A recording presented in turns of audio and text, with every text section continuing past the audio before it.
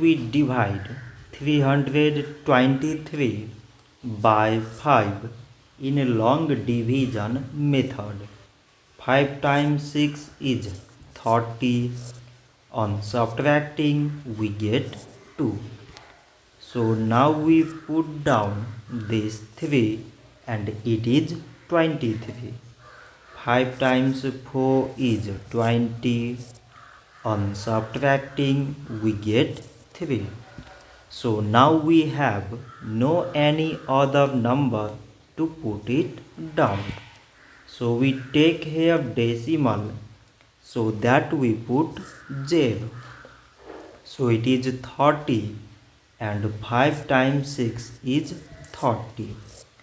On subtracting, we get 0.